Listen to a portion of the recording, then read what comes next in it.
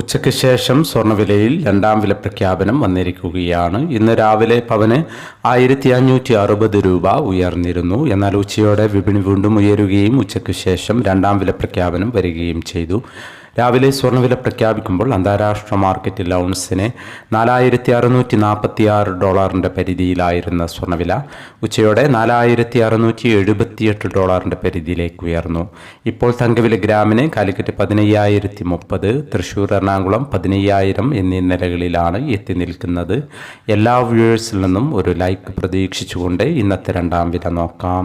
ഉച്ചയ്ക്ക് ശേഷം പവന് 600 രൂപ കൂടി. ഇന്ന് 6/5/2026 പവന് 1,11,560, ഗ്രാമിന് 13,945. ഈ വീഡിയോ നിങ്ങൾക്ക് ഉപകാരപ്രദമെങ്കിൽ വീഡിയോക്ക് താഴെ ലൈക്ക് ചെയ്യാൻ മറക്കരുത്. Thank you for watching.